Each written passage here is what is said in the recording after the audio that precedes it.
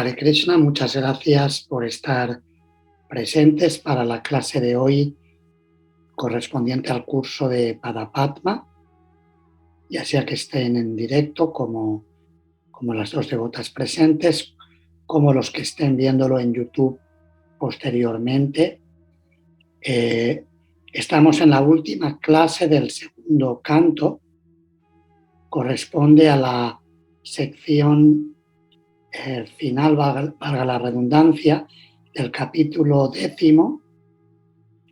que va desde los versos 33 al 51.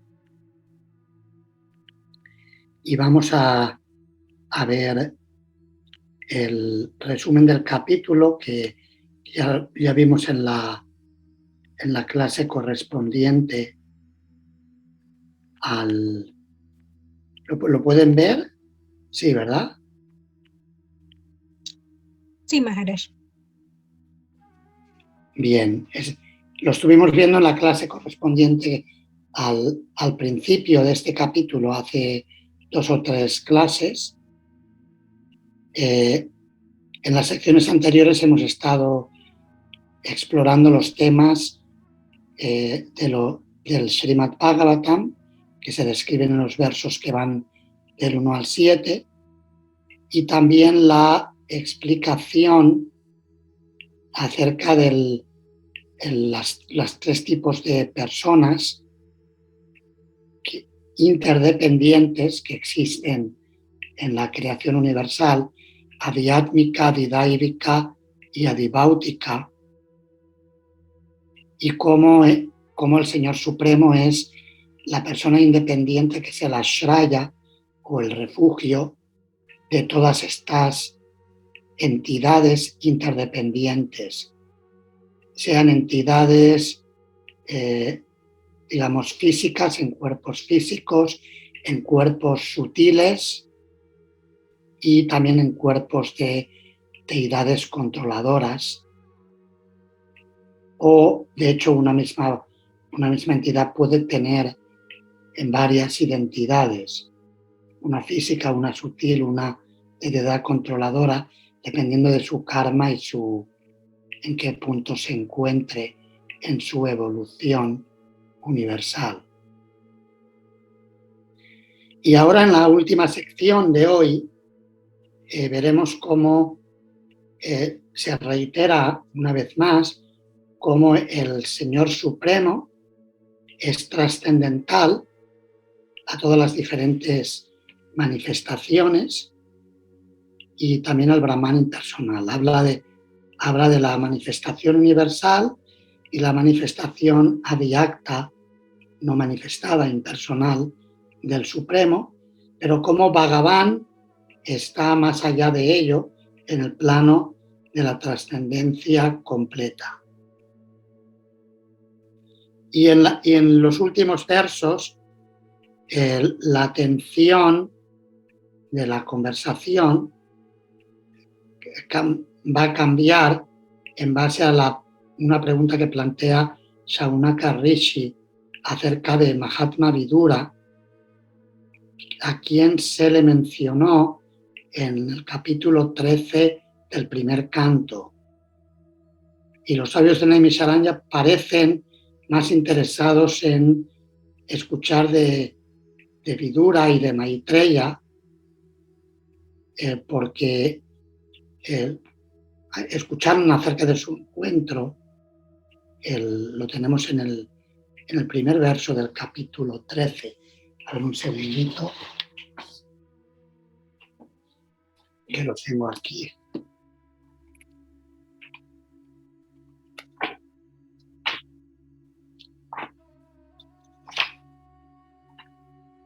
Srila Vishwanatha Chakravarti Thakur hace referencia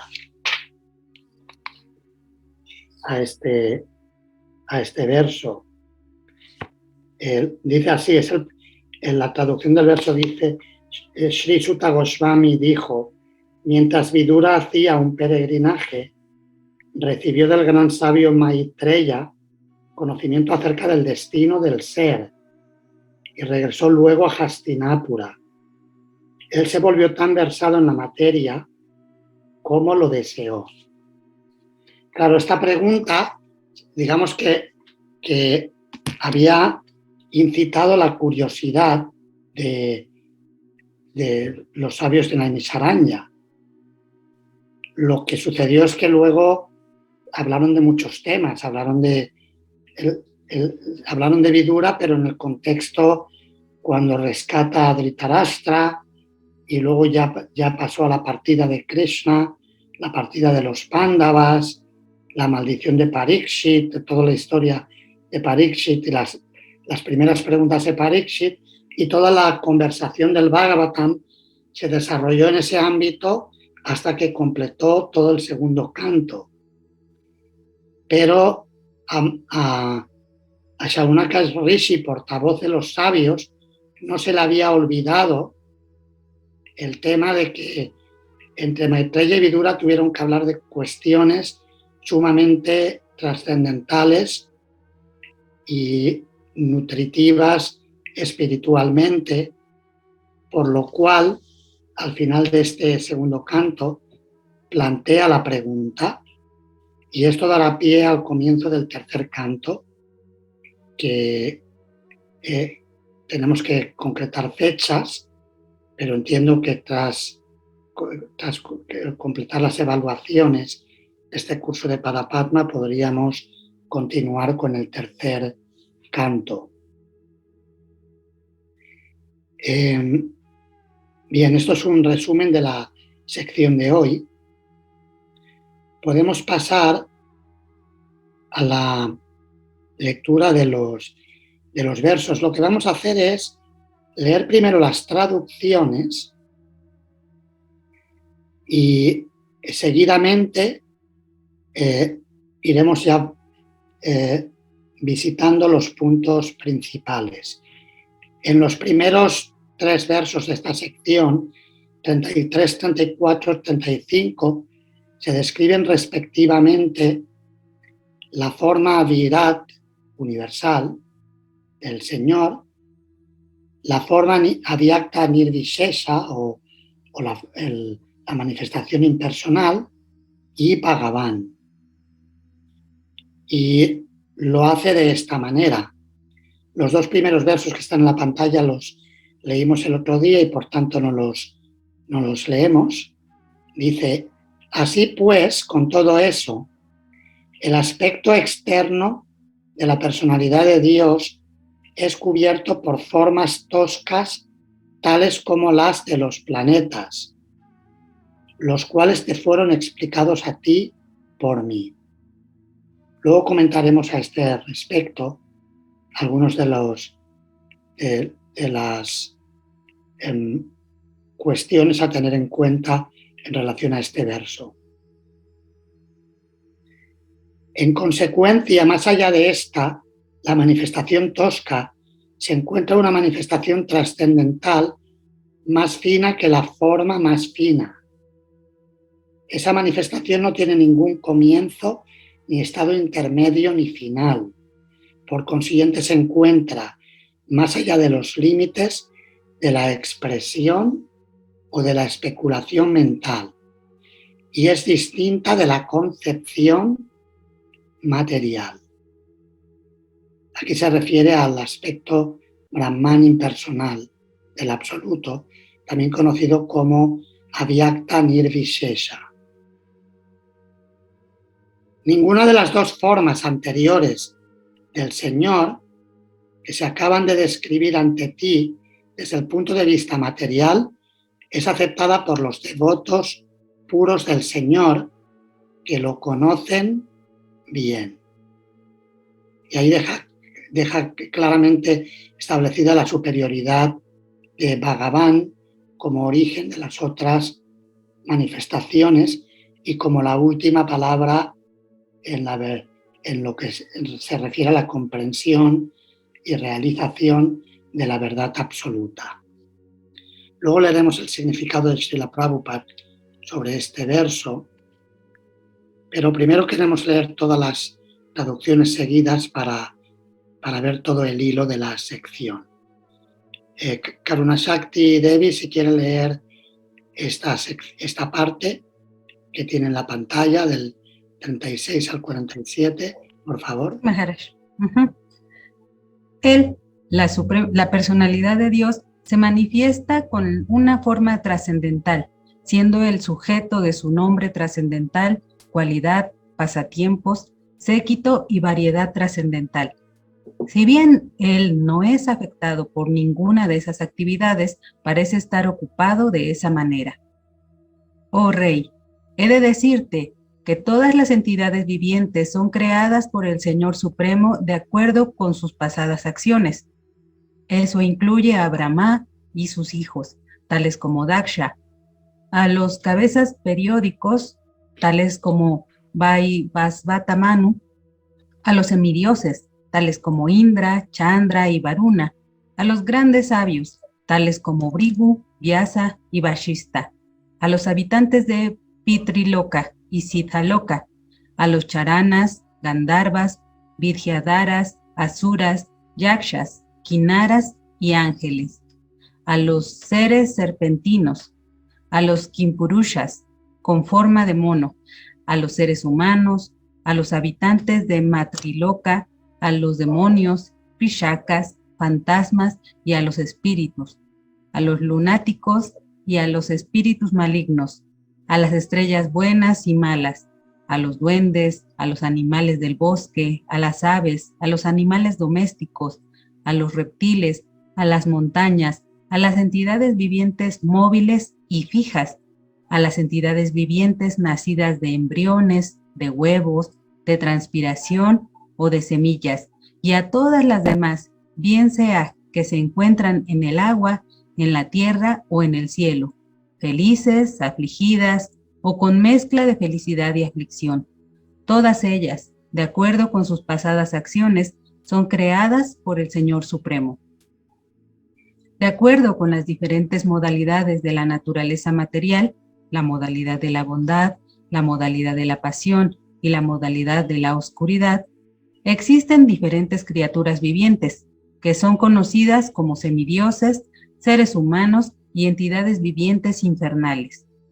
Oh Rey, hasta una modalidad específica de la naturaleza, estando mezclada con las otras dos, se divide en tres, y así pues, cada clase de criatura viviente es influida por las otras modalidades, y así adquiere sus propios hábitos.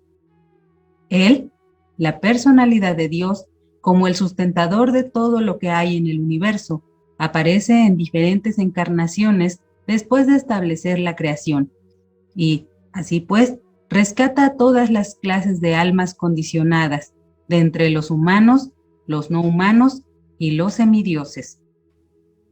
Después de eso, al final del milenio, el propio Señor, en la forma de Rudra, el destructor, aniquilará la creación completa, tal como el viento dispersa las nubes. Los grandes trascendentalistas describen así las actividades de la Suprema Personalidad de Dios, pero los devotos puros merecen ver cosas más gloriosas en la trascendencia, más allá de estos aspectos. El Señor no actúa directamente como ingeniero en la creación y la destrucción del mundo material. Lo que se describe en los Vedas acerca de su participación directa es simplemente para contrarrestar la idea de que la naturaleza material es el creador. Este proceso de creación y aniquilación, descrito aquí en resumen, es el principio regulativo que existe durante el periodo de un día de Brahma. Ese es también el principio regulativo en la creación del Mahat, en el que se disemina la naturaleza material.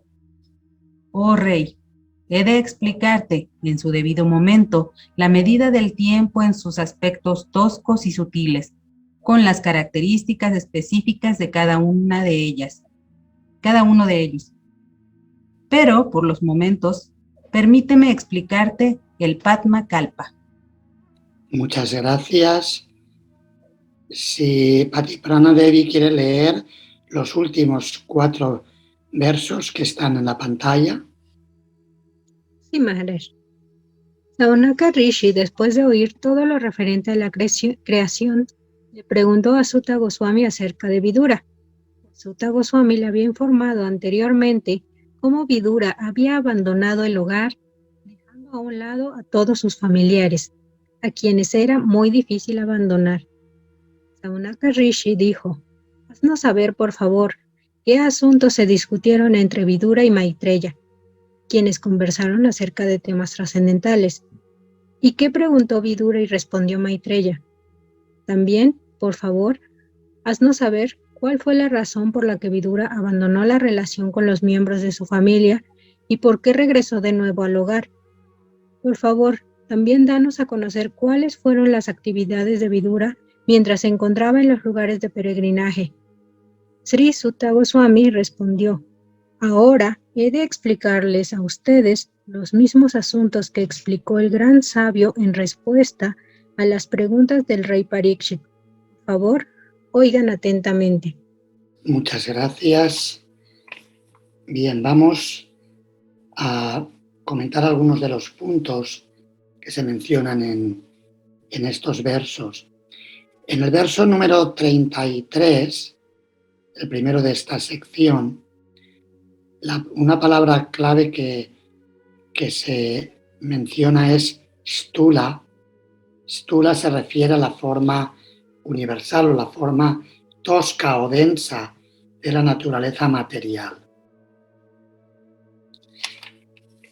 A veces, lo hemos comentado en otras secciones de este segundo canto, como algunos acharyas Vaishnavas, tales como Sri Ramanujacharya, han comentado que la manifestación densa del universo es como el cuerpo físico de Dios.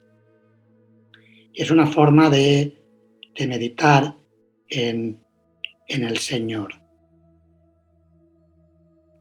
Y de hecho en esta primera sección, los versos que van del 33 al 35, lo veremos ahora en un significado de Srila Prabhupada, se puede equiparar la meditación y la comprensión de la forma universal con la filosofía del panteísmo, ver a la naturaleza como Dios, la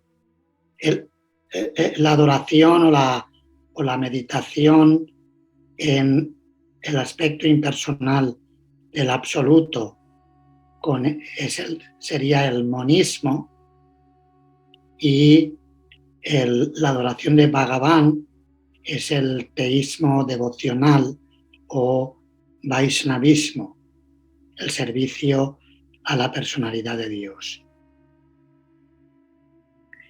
Quería que leer de Srila Vishwanatha Chakravarti Thakur. A ver, un segundito si puedo cambiar el lugar. Aquí está.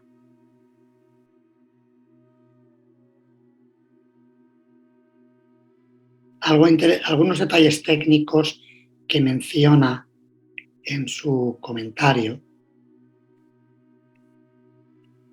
Dice: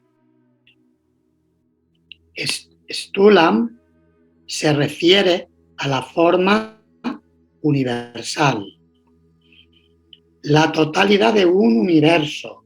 Es decir, la forma universal para nosotros es un universo, porque nosotros estamos metidos dentro de un universo. Mahiyadvihi se refiere a las capas que hay alrededor del universo. Sabéis que hay 7 capas que son, empezando por la primera, 10 veces más grande que el diámetro del universo, y cada capa es 10 veces más grande que la anterior. El universo con su cubierta se denomina Mahasamashti o Mahastulam. Es decir, que Stulam sería la forma universal, es decir, los contenidos que hay dentro. Si comparamos el universo a un huevo, sería lo que hay dentro, y el Mahasamashti o Mahastulam sería lo que hay dentro, pero también las capas que hay fuera, que en el caso del universo las capas son mucho más grandes que lo que hay en el interior, lo cual ilustra las complejidades que tiene la naturaleza material, que van más allá de la imaginación de cualquier científico. Los científicos tratan de conquistar el universo, pero realmente no pueden ni siquiera imaginar lo que describe el Srimad Bhagavatam con tanta concreción.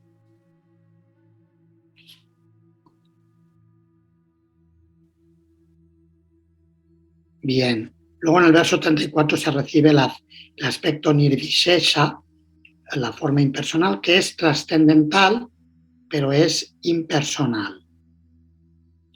Si bien es cierto que en alguna parte de los comentarios se habla de una forma sutil también, aspectos sutiles del universo.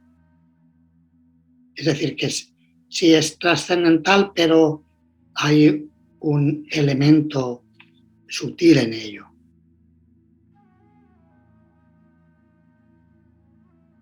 Eso lo explica Vishwanatha Chakravarti Thakur en su comentario también. A ver, dice, está aquí.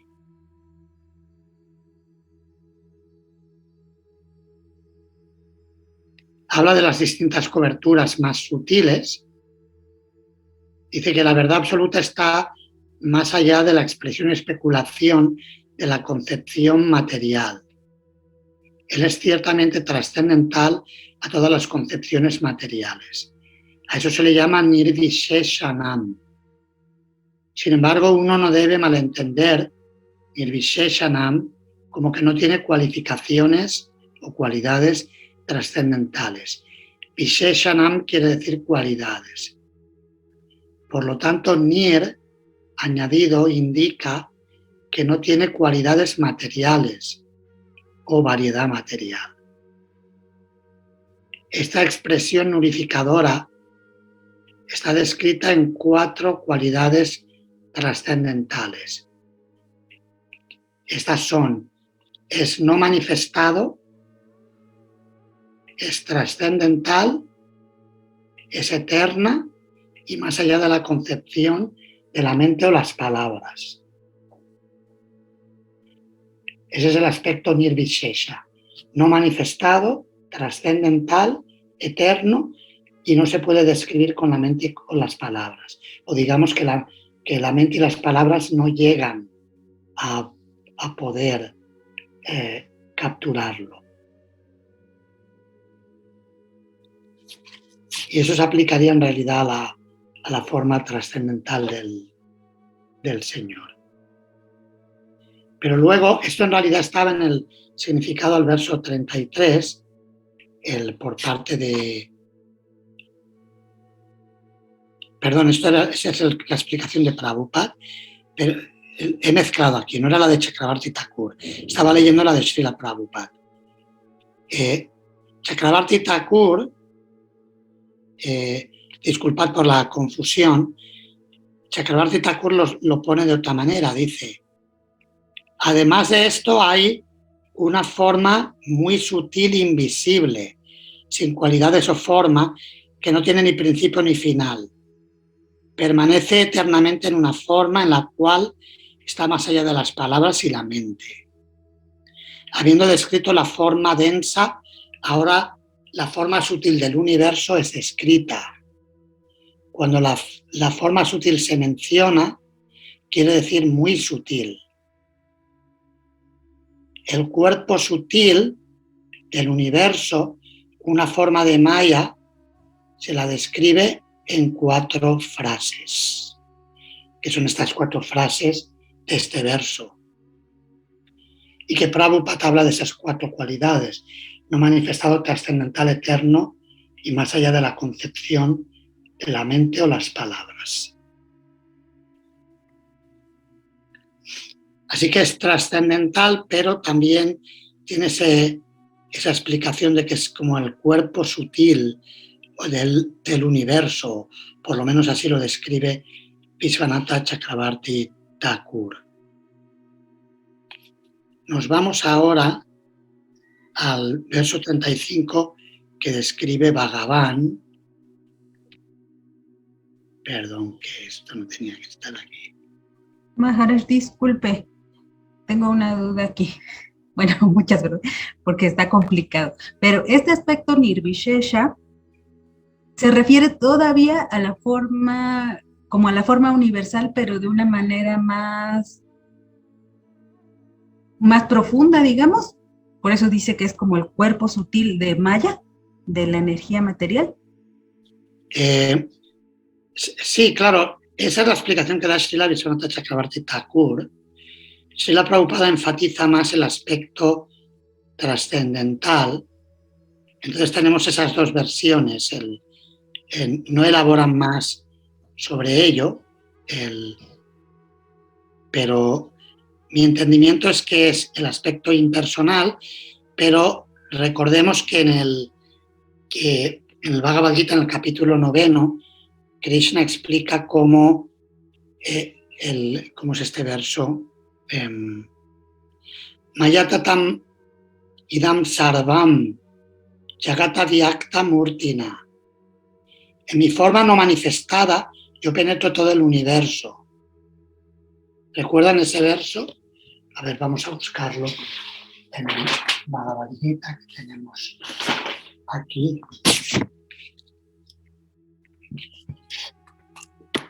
Es capítulo 9, si recuerdo correctamente, es el verso 4.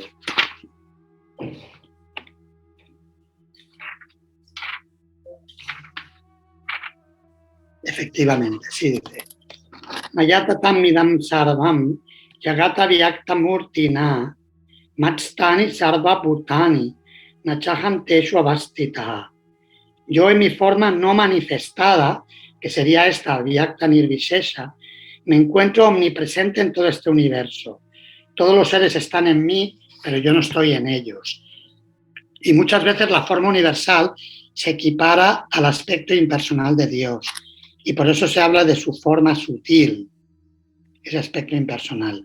Esa es la conexión que yo haría a este respecto. No sé si da algo de luz en el tema. ¿Responde a la pregunta? Sí. Sí, Maharaj, muchas gracias. A ver, vamos entonces ahora al verso número 35, que describe el aspecto personal. Si quiere leer Karuna Shakti el significado, vamos a leerlo entero. Sí, Maharaj. Como se mencionó anteriormente, los impersonalistas piensan en la absoluta personalidad de Dios de dos formas diferentes. Por una parte, ellos adoran al Señor en su Vishvarupa, o la omnipresente forma universal. Y, por otra parte, ellos piensan en la forma del Señor no manifestada, indescriptible y sutil. Las teorías del panteísmo y monismo son aplicables, respectivamente, a estas dos concepciones del Supremo como tosco y sutil, pero ambas son rechazadas por los entendidos devotos del Señor, devotos puros del Señor, debido a que ellos están conscientes de la verdadera situación. Esto se menciona muy claramente en el 11º capítulo del Bhagavad Gita, el cual registra la experiencia que tuvo Arjuna con el Vishvarupa del Señor Sri Krishna. Sí, una cosa. De hecho, este párrafo aclara lo que acabamos de comentar, de la forma universal burda y la forma sutil o el aspecto impersonal. ¿Verdad? Sí. ¿Queda más claro? Sí, bien. Muchas gracias. Continuamos, sí. Sí, si quiere continuar, por favor. Ajá. Adrishta purvam drishitosmi drishtva vayanacha pravyati tam manome tadevame darshaya divarupam prashida devasha yagam nivasha. 11:45. Arjuna, Arjuna, como devoto puro del Señor, nunca había visto anteriormente la contemplada forma universal del Señor, Vishvarupa, mas cuando la vio, de hecho, sus curiosidades quedaron satisfechas. Pero él no se sintió feliz de ver semejante forma del Señor. Debido al apego que tenía como devoto puro, él sintió miedo al ver la gigantesca forma del Señor. Por lo tanto, Arjuna le oró al Señor para que adoptara su forma de Narayan, de 4 manos, o de Krishna, que era lo único que podía complacerlo a él. Indudablemente, el Señor tiene la suprema potencia de exhibirse en múltiples formas, pero los devotos puros del Señor están interesados en sus formas tal como se exhiben eternamente en la morada del Señor, conocida como Tripada Vibhuti, o el reino de Dios. El Señor se exhibe en la morada Tripada Vibhuti de 2 formas, bien sea con 4 manos o con 2 manos. El Vishvarup, que se exhibe en la manifestación material, tiene manos ilimitadas y dimensiones ilimitadas, con todo ilimitado. Los devotos puros del Señor lo adoran en sus formas de Vaikunta, tales como Narayan o Krishna. En ocasiones, las mismas formas de Vaikunta del Señor están en el mundo material, también por su gracia, como Sri Ram, Sri Krishna, Sri Narasimhadev, etc. Y así pues, los devotos puros también las adoran. Por lo general, los aspectos mostrados en el mundo material no tienen existencia en los planetas Vaikunta. Y, por ende, los devotos puros no las aceptan. Lo que los devotos puros adoran desde el mismo comienzo son formas eternas del Señor que existen en los planetas Vaikunta. Los impersonalistas, no devotos, imaginan las formas materiales del Señor y, finalmente, se funden en el Brahmayot impersonal del Señor, mientras que los devotos puros del Señor son adoradores del Señor, tanto en el comienzo como también en la etapa perfecta de la salvación, eternamente. La adoración del devoto puro nunca se detiene, mientras que la adoración del impersonalista se detiene después de que alcanza la salvación, cuando se funde en la forma impersonal del Señor, conocida como Brahmayoti. Por consiguiente, se dice aquí que los devotos puros del Señor son Vipashchita, o los entendidos que poseen conocimiento acerca del Señor en forma perfecta. Muchas gracias. Así que esta sección deja clara la superioridad de la adoración de Bhagavan, es como incondicional y como el más concreta que las otras 2 manifestaciones impersonales. Una densa, Stulam o Mahastulam en sánscrito, hablando de la forma universal y con todas sus coberturas, y la otra, Avyakta Nirvishesha, la manifestación impersonal, que es menos concreta, es sutil, es mucho más difícil de poder, con la que poder conectar. ¿Alguna pregunta sobre esta explicación que da Srila Prabhupada? Habla del panteísmo, el monismo y el teísmo devocional o el vaishnavismo. Está claro, parece, ¿verdad? Sí. Sí, Maharaj. Yo de esta lectura como que quedé con una duda respecto, por ejemplo, aquí se menciona cómo la adoración de los impersonalistas se detiene en cuanto alcanzan la salvación, pero cómo un impersonalista puede pasar de eso a convertirse en devoto. Pensaba un poco en los Kumaras, que se menciona que ellos eran impersonalistas. ¿Cómo ocurre esa sublimación? La experiencia práctica y los ejemplos, digamos, emblemáticos que encontramos en el Srimad Bhagavatam, como es el caso de los Kumaras y de Sri Shukadeva Goswami nos demuestran que siempre está presente el elemento del sadhu sangha, o la asociación con devotos, o en el caso de los Kumaras, la asociación con el Señor, porque ellos llegaron hasta Vaikunta y llegaron a las puertas de Vaikunta, y ahí en el pasatiempo que el Señor diseñó les permitió tener el Sudarshan, y a partir de ahí experimentaron una transformación en cuerpo y alma, en cuerpo y en el corazón. Eso se describe en el tercer canto del Srimad Bhagavatam, en el capítulo 15. En un verso que empieza con la línea Tasya Aravinda Nayanasya Pada Aravinda Kinjal Kamishra Tulasi Makaranda Vayu, etc. El verso describe cómo cuando el aroma de las hojas de Tulasi ofrecidas a los pies del loto del Señor entraron a través de los orificios nasales de los 4 Kumaras, experimentaron una transformación en cuerpo y en el corazón, en todo su ser.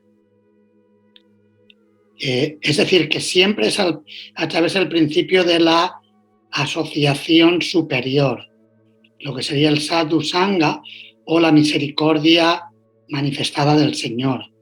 En el caso de Sri Shukadeva Goswami, porque estudió el Srimad Bhagavatam de su gran padre, Srila Vyasadeva, Shukadeva Goswami se sintió atraído, y fueron los discípulos de Srila Vyasadeva quienes, cantando algunos versos del Bhagavatam que sirvieran como muestra de la temática de esta gran obra, cautivaron el corazón de Shukadeva Goswami, que quiso regresar a casa y ponerse a estudiar y aprender el Bhagavatam de Srila Vyasadeva. Esos detalles se explican en el Brahma Vaivarta Purana. Así que las transformaciones que ocurren son siempre por sadhu sangha.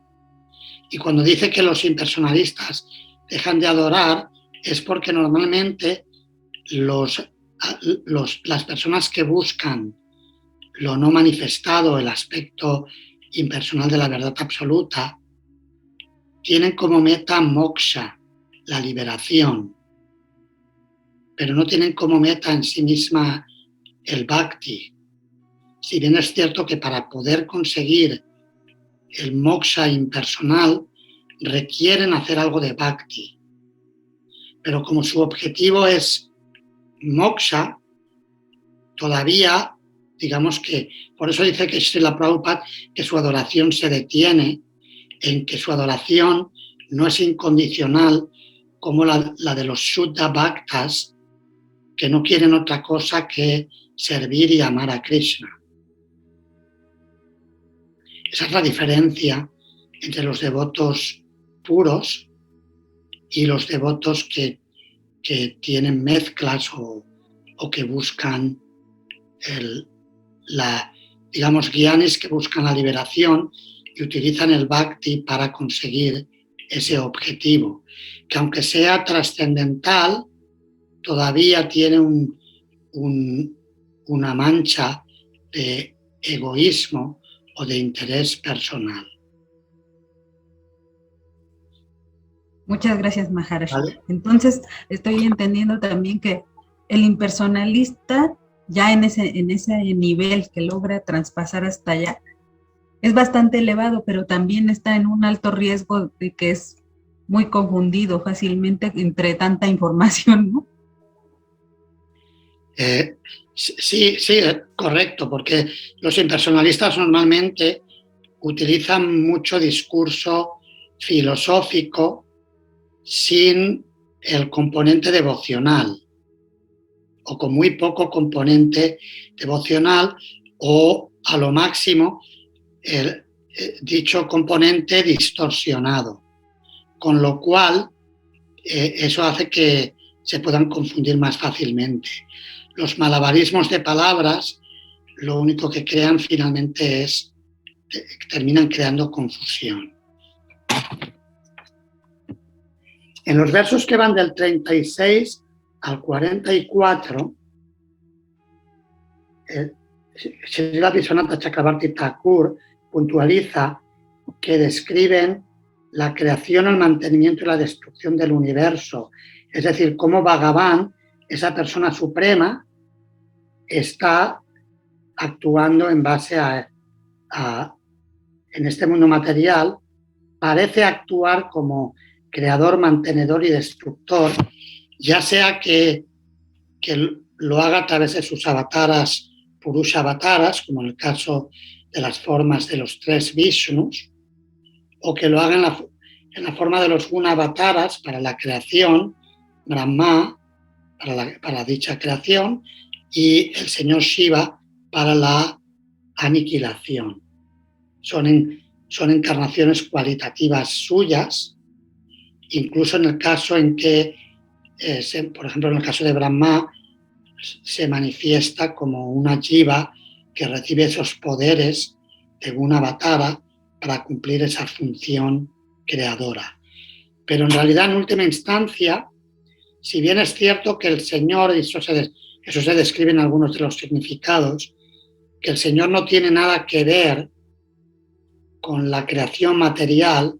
De hecho, a veces hemos leído y escuchado cómo Vishnu nunca toca directamente la naturaleza material. Cuando Vishnu toca la naturaleza material, se convierte en Shiva. Y por eso el señor Shiva es el esposo de Parvati Devi, la madre naturaleza, Durga Devi. Es decir, que siempre se encuentra este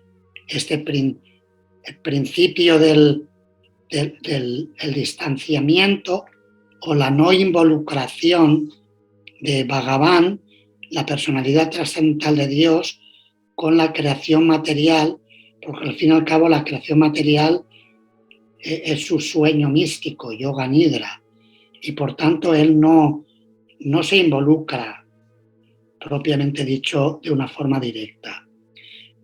Pero dice el Bhagavatam y los comentaristas que esto se menciona que sí tiene involucración como creador, mantenedor y destrucción, como dice el primer verso del Bhagavatam, Janmadi Asya Yataha, que la verdad suprema, el Brahman supremo, es descrito como el creador, o sea, la fuente de todo, Janma, el sostenedor y el aniquilador, o el que permanece después de la aniquilación. También mencionado en el primer verso del Chatushloki que estudiamos en el capítulo anterior de este segundo canto, Aham eva sameva gre, etc. Así que es importante tener en cuenta este principio. Por ejemplo, en los versos que van del 37 al 40, Srila Prabhupada en el significado habla de Vishnu como el Padre, citando el verso del Bhagavad Gita, Sarva Yonishu Kaunteya, Murtayak Sambhavanti Yaha, Tacham Brahma Mahat Yonir Aham Bija Pradapita. Que todas las especies de vida nacen en el seno de la naturaleza material. O sea, en realidad, la naturaleza material es descrita como, en un sentido, es la causa, por un lado la causa material. Se utiliza el término pradhana para describir a la naturaleza material como la causa material, es decir, los ingredientes materiales de la creación, y a Maya, que es la energía del Señor, como la causa eficiente. O sea, en realidad es Maya la que hace que todo funcione. Por ejemplo, en el capítulo 9 del Gita, Maya Dyakshena Prakriti, Suyate Sacharacharam, Etunanena Kaunteya Jagati Parivartate. Eso es el verso número 10, si recuerdo correctamente, del capítulo 9 del Gita.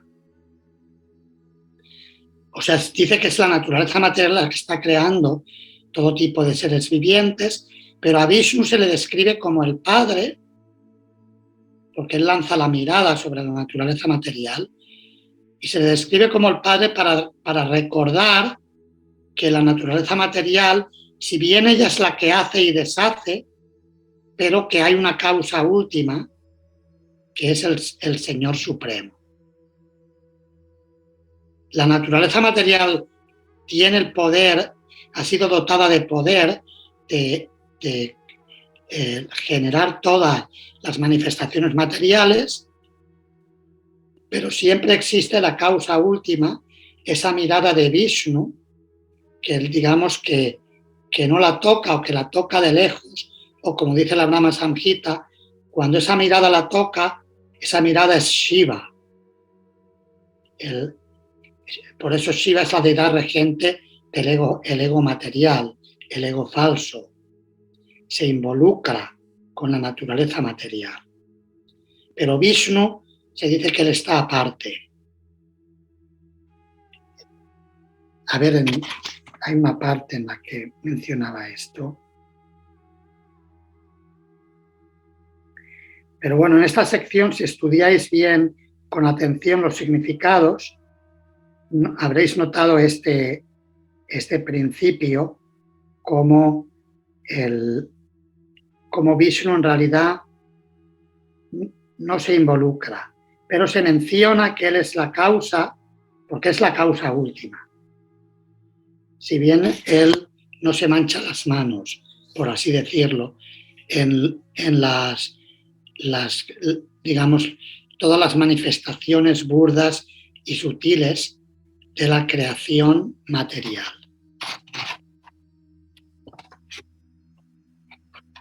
Y Srila Prabhupada en los significados, el significado de los versos del 37 al 40 también habla de que los prisioneros del mundo material, las almas que venimos aquí, somos prisioneros, estamos en la cárcel material. Incluso si nos van bien las cosas en el plano material, no podemos ser felices.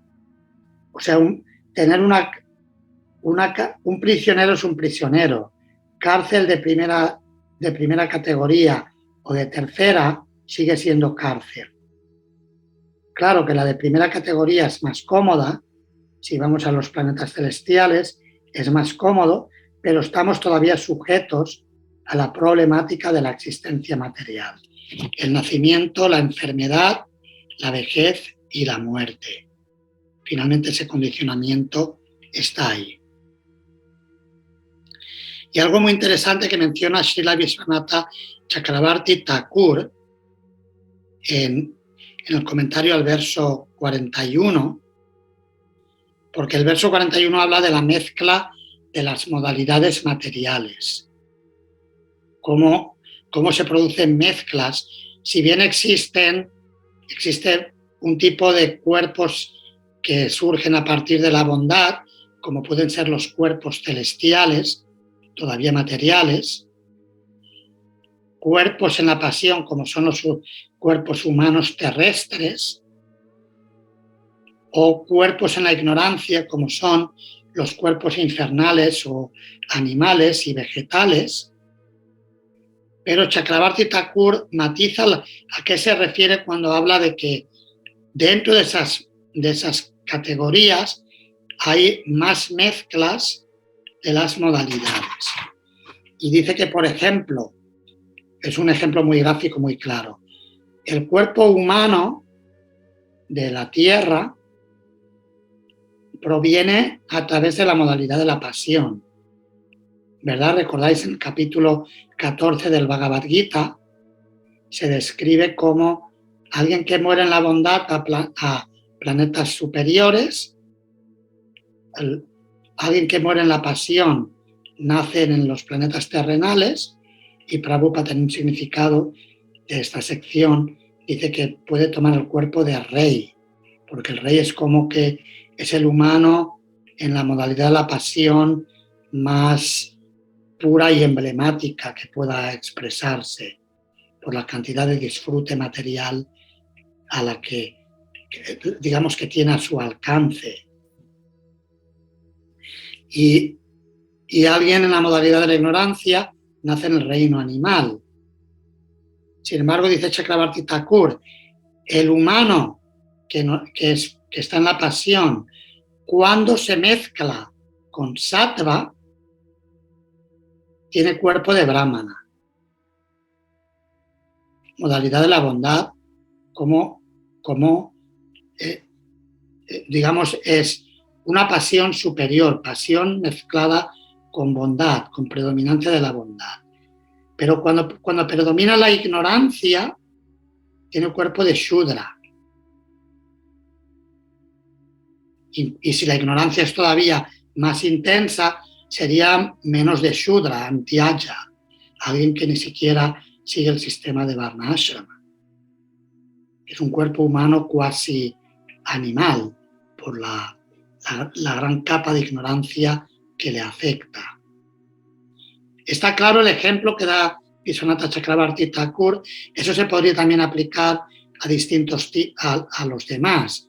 En los semidioses hay diferentes tipos de semidioses, algunos más avanzados, y nos puede llevar incluso a grandes sabios en planetas superiores a Svarga, como pueden ser los planetas Janoloka, Tapoloka, Maharloka, Janoloka, Tapoloka. Son planetas que están incluso por encima de Svarga. Significa que la bondad está cada vez más purificada, hasta llegar a Satyaloka, donde es prácticamente el punto de contacto desde el mundo material al mundo trascendental. Desde Satyaloka, el siguiente paso es volver a Vaikunta. Se describe, aprendíamos en capítulos primeros de este segundo canto, como los habitantes de Satyaloka al final de la creación vuelven a Vaikunta. Se han purificado tanto que su bondad está muy, muy refinada hasta llegar al punto del servicio devocional. Pero, por ejemplo, en el planeta de Indra, ahí hay más pasión. Es bondad, pero hay un elemento de pasión donde la gente busca disfrute material en los jardines Nandana Kanana. Y luego puede haber otro tipo de semidioses que son menores, donde digamos que todavía el elemento, quizás no hablaremos de ignorancia, pero un cierto tizne, hay menos conocimiento, por lo cual algún matiz de tamas existe porque está en el mundo material, y puede haber una inclinación al disfrute material más intensa que en otros ámbitos de los planetas celestiales. Y luego en el reino animal lo mismo, a veces se habla de en la ignorancia, en la especie del mono se describe más en la ignorancia, el león en la pasión y la vaca en la bondad, dentro de la ignorancia que supone el reino animal. Queda claro este punto de las mezclas de modalidades descritas en el verso 41. A ver, voy a echar un vistazo. No quiero alargar demasiado la clase, pero si el significado no fuera muy largo.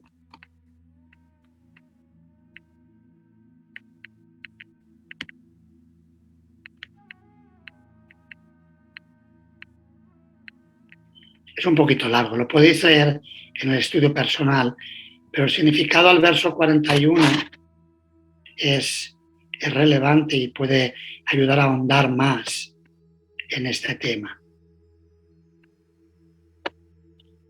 Por ejemplo, Prabhupada sobre todo lo que enfatiza es la importancia del sangha, de la asociación.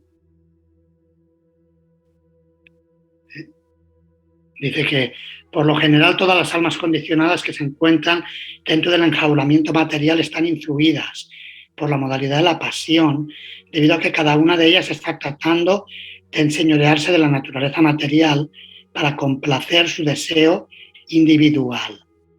Pero a pesar de la modalidad individual de la pasión, siempre existe la posibilidad de ser influido por las otras modalidades de la naturaleza mediante la asociación. Si uno se encuentra con buenas compañías, puede desarrollar la modalidad de la bondad. Y si se encuentra con mala asociación, puede que desarrolle la modalidad de la oscuridad o la ignorancia. Nada está estereotipado. Y termina explicando el ejemplo de Narada Muni, que tuvo buena asociación, y también a Yamil, que por mala asociación se degradó, pero gracias a que había tenido buena asociación en su juventud, finalmente fue salvado. O sea que ese principio de la asociación es sumamente importante para no degradarse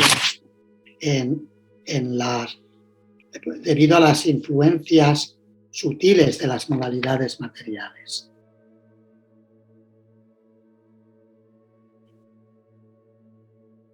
Y finalmente, en los versos finales de esta sección, en el verso 42 se menciona cómo las encarnaciones del Señor son trascendentales, incluso cuando son formas no humanas, formas de animales como Varajadeva o Kurma, por ejemplo, siempre son trascendentales más allá de las modalidades de la naturaleza material.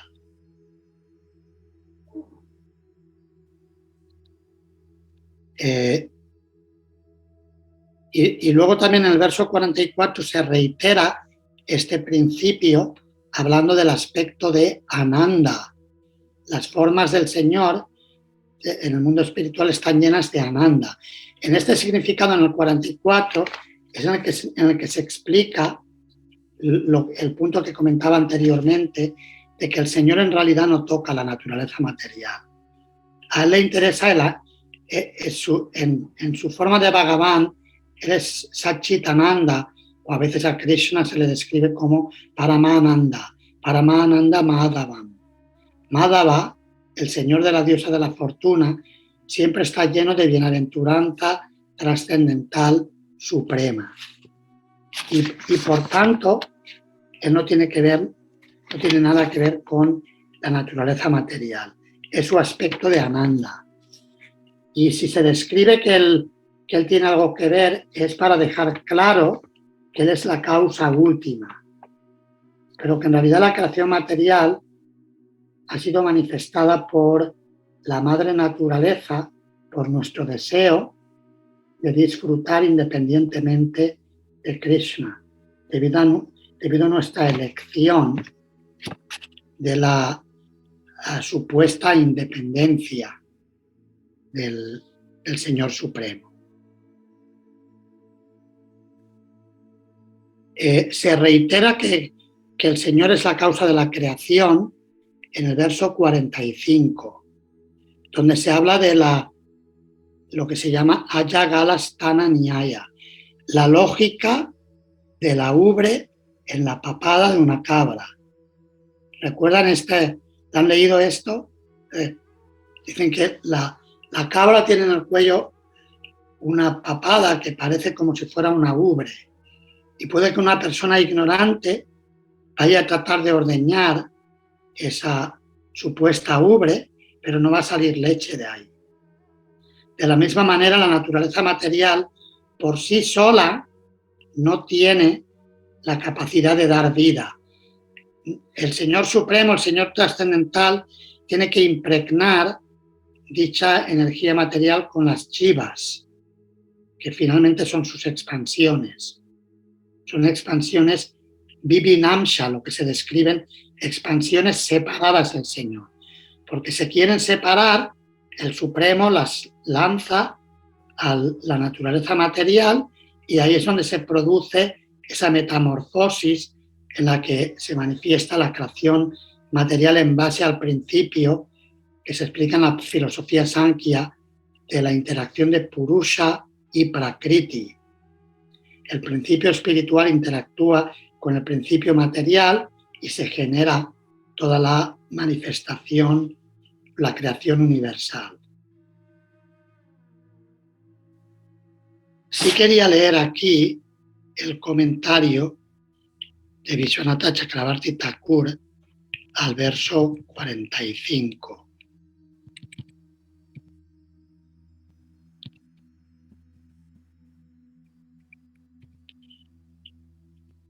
No es muy largo.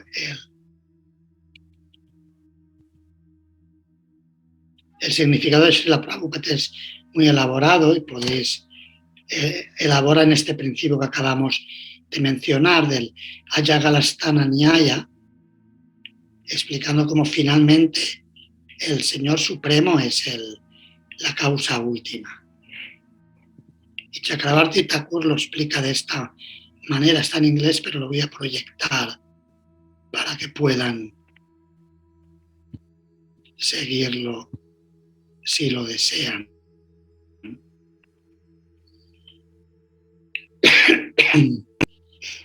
El Señor no lleva a cabo las actividades de creación, mantenimiento y destrucción del universo directamente.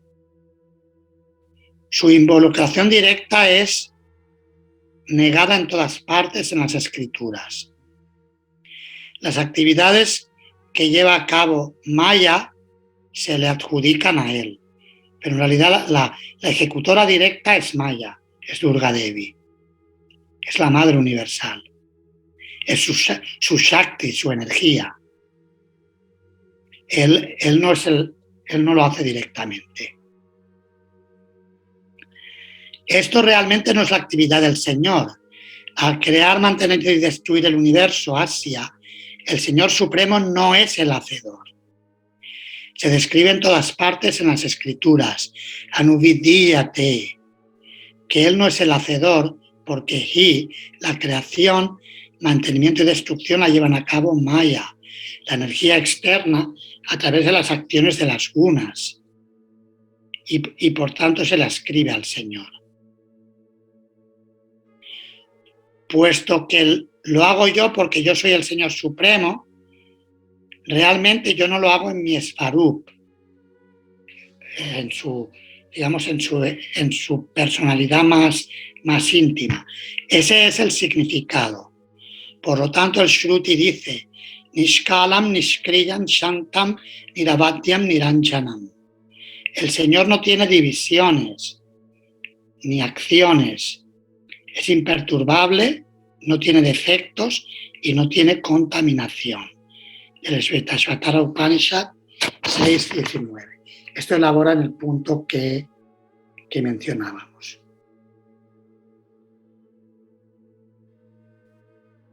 Y el verso 47 habla tiene una descripción interesante de nuestro kalpa, lo cual nos indica el día de Brahma, llamado kalpa. En realidad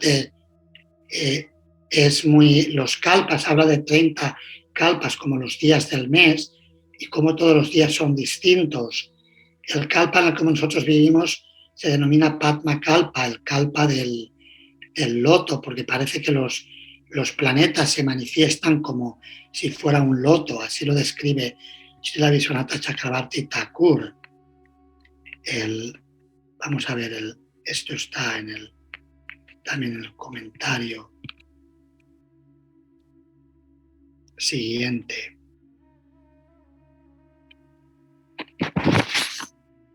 De hecho, se habla de Mahakalpas.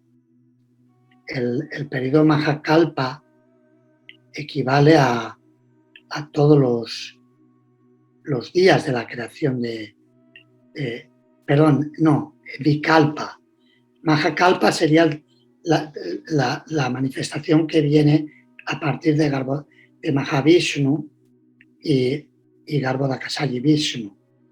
Sería lo que se describe como Mahakalpa. Vikalpa son todos los días de Brahma y Kalpa es un día específico de la vida de Brahma.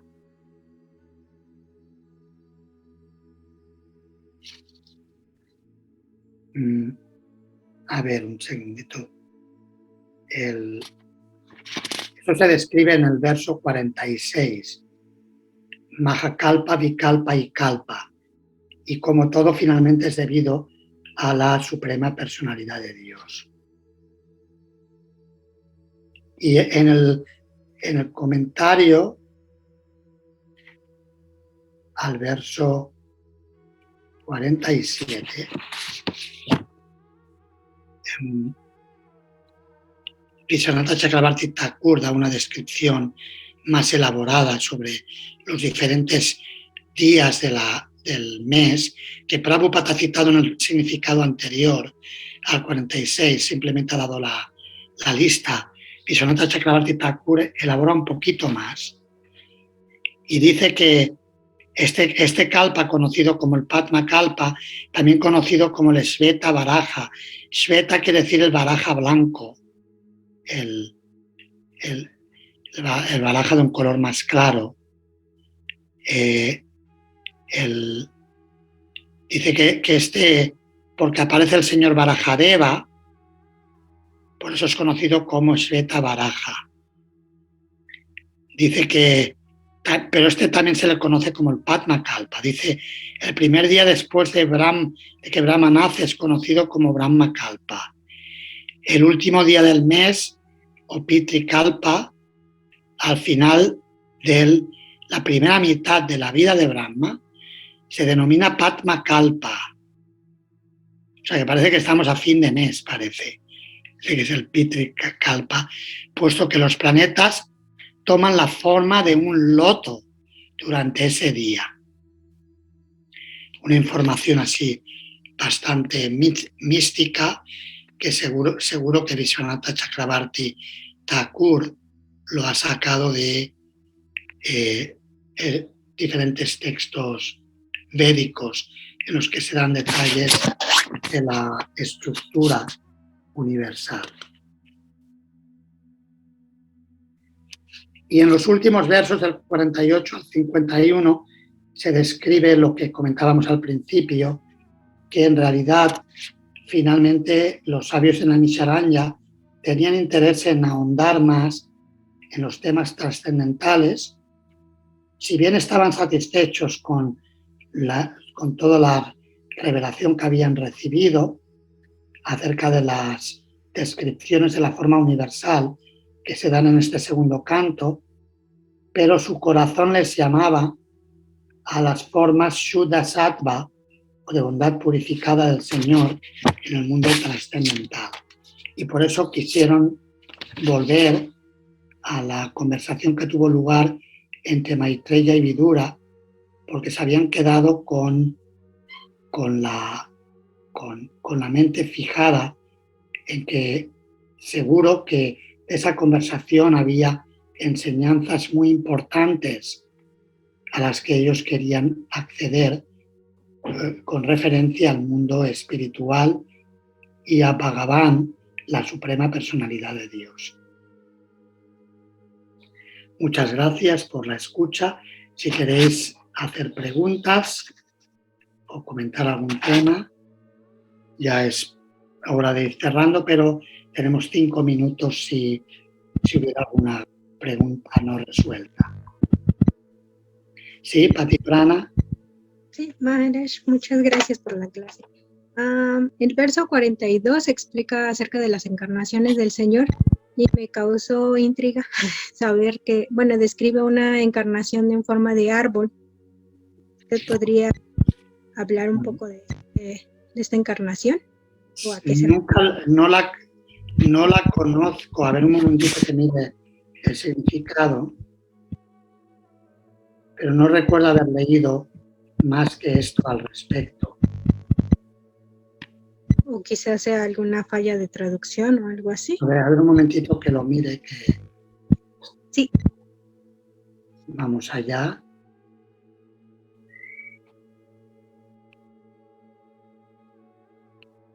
A ver, está en el significado.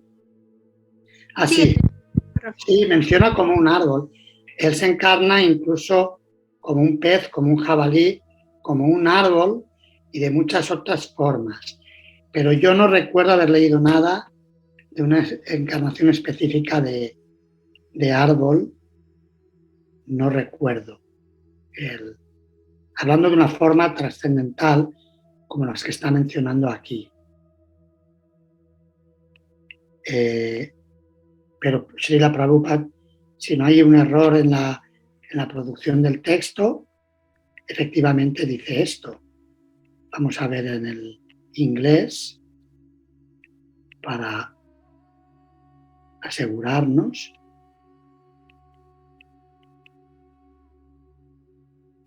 Menciona tree, sí, menciona árbol.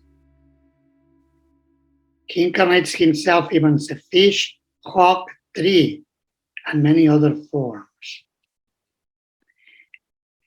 Sí, de hecho, no es sorprendente esto, porque en el capítulo 3 del primer canto se dice que las encarnaciones del Señor, que son innumerables, como riachuelos que entran en el mar, con lo cual no es sorprendente que también pueda manifestarse, de hecho, en cualquiera de las especies de vida, si finalmente él es el origen de todas las formas que existen. El Yamadya Seyataha, él es el jabalí original, es la tortuga original y por lo tanto también debe ser el árbol original. Pero no he tenido la fortuna de escuchar o leer más detalles de dicha forma. Si alguien la encuentra, que por favor que lo comparta. Igual que la gente comparte, cuando encuentra algo que le gusta en las redes sociales, que comparta esta encarnación de árbol en las redes, en YouTube, en el Instagram y en todos los lugares habidos y por haber de esta ilusoria forma de malla virtual dentro de la malla de la naturaleza material. Gracias, Maharaj. ¿Alguna otra pregunta? Sí.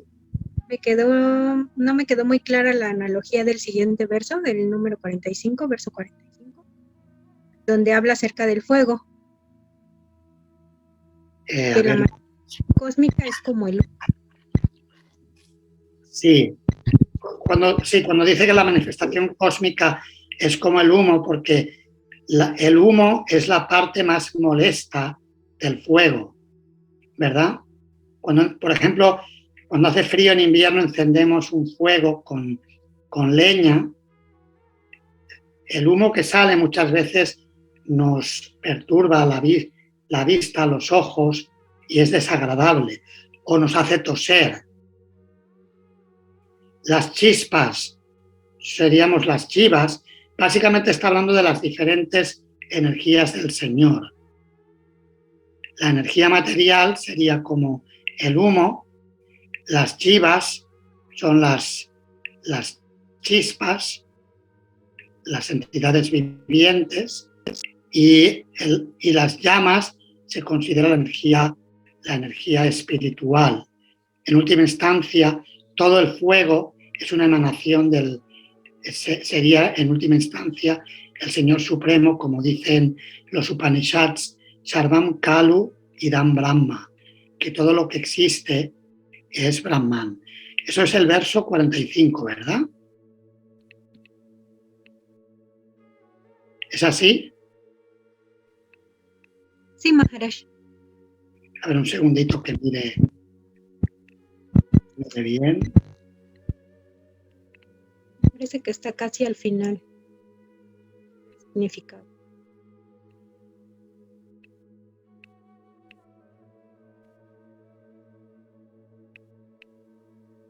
Si está citando al señor Kapila Deva, en el verso 40 del capítulo 28 del tercer canto.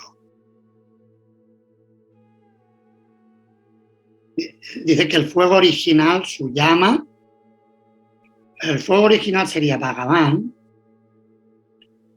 su llama, sus chispas y su humo son todos uno. La manifestación cósmica se compara al fuego, porque cuando el fuego pasa por el cielo, se manifiestan tantas formas, ya serían las formas ilusorias, es una metáfora muy bien empleada aquí. Maya crea tantas formas que en realidad, como dice el primer verso del Bhagavatam, son como un espejismo en el desierto. Parecen reales, pero son irreales. Es real la energía como tal, pero las formas son ilusorias. Las chispas se comparan a las entidades vivientes y las llamas a la naturaleza material, pradana. Eso sería en relación a la energía material. Dice que uno debe saber que todos y cada una de ellas es efectiva simplemente porque están apoderadas con la cualidad del fuego original. Ese fuego original en realidad sería el Señor Supremo que se manifiesta. Ahí entraría el principio de la filosofía Achintya Bheda Abheda Tattva, que el Señor es inconcebiblemente uno y al mismo tiempo diferente de sus energías. No sé si eso aclara algo la cuestión. Sí, Maharaj, muchas gracias. Claro, yo veía en la metáfora, veía las llamas también como la energía espiritual, pero como el contexto del verso de Kapiladeva está describiendo la naturaleza material, por eso Srila Prabhupada utiliza el ejemplo de que las llamas se refiere al pradana o la causa original, material de la creación. Pero en otro contexto se podría decir que las llamas, porque las chispas vienen de las llamas y por lo tanto las chispas vienen de la energía espiritual del Señor, no de la energía material. Recordemos que el Jiva Bhuta es para prakriti o energía superior.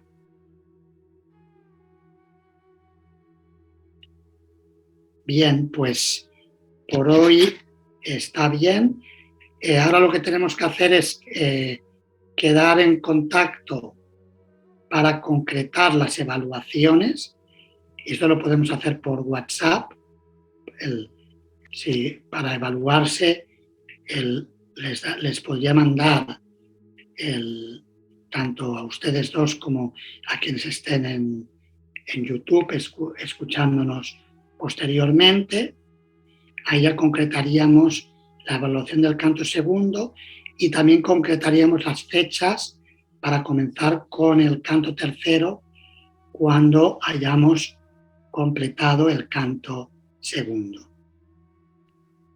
Y podemos terminar, si la Prabhupada cierra de una forma muy bella el significado en el verso final.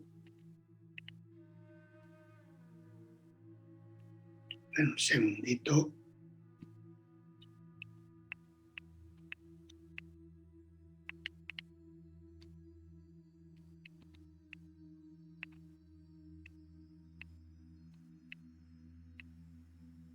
Sí, yo creo que esta puede ser una buena lectura para cerrar el significado último del segundo canto.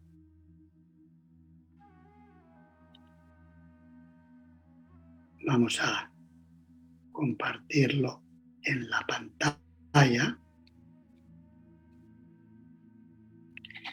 Cualquier pregunta que se presente puede responderse citando a la autoridad y ello satisfará al sector más cuerdo.